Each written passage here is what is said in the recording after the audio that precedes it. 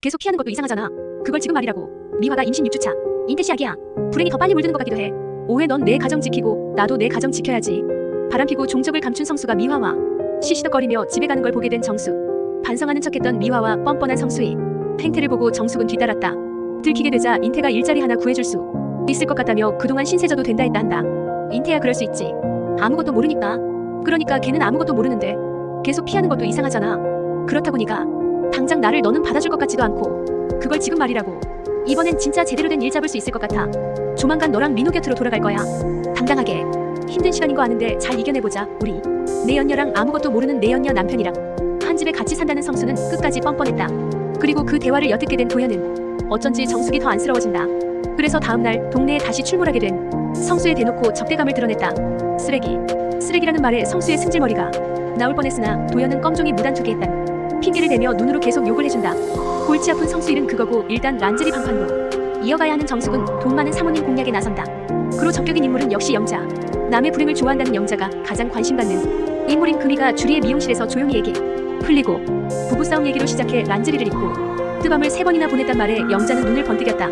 관심은 없지만 고생하는 사람 도와주겠단 명목으로 란제리 완판시켜줌. 하지만 영자는 란제리의 효과를 보지 못했는데 자신의 불행을 밝히고 싶진 않아 효과를 본 척한다. 남편이 다른 모텔에 들어가는 걸 봤던 사인방은 내막을 알고 있었지만 신나서 로얄 패밀리들에게 홍보를 해주겠다는 영자를 말리진 못했다. 정숙은 미화가 임신 6주차란 소식을 전해 듣고 또 충격을 받는데 이 뻔뻔한 내연녀는 성수놈이랑 하는 짓이 똑같았다. 인태씨 약이야. 확실해. 그러니까 괜한 내색하지 마. 괜히 분란 일으켜서 좋을 게 뭐 있어. 피차. 그래 나랑 인태씨가 얼마나 기다린 악인데. 넌 네 가정 지키고 난 내 가정 지켜야지. 그러고 귀가하니 민호 손잡고 왔다며. 집에 은근슬쩍 들어와 있는 성수. 내가 못 올 때 왔어? 내 집에 내 자식 보러 왔잖아. 지난번부터 왜 이렇게 당당해? 당당은 무슨. 내가 그랬으면 집 놔두고 생고생하면서 밖으로 돌았겠어? 너무 뻔뻔하고 당당한 성수의 정숙은 말문이 막히는데 그 틈에 성수는 용서할 줄도 알아야 한다며 가스라이팅을 시작한다. 진짜 화끈하게 한 것도 아니고 실수로 한 번. 그런 거란 성수의 미화의 임신 사실을 밝히는 정수. 미화 임신했대. 인태애겠지. 아니라고 해도 상관없어. 그럼에도 성수는 자기 인생의 애는 민호, 여자는 정숙 하나뿐이라 변명했다. 이러다 진짜 끝나면 민호 인생은 어쩔 건데. 을리 엄마가 너 편모 밑에서 자라서 그런가. 묘하게 그늘졌다고 한 거 기억하지? 민호한테도 똑같은 팔자 물려주면 너 어떡하려고 그러냐.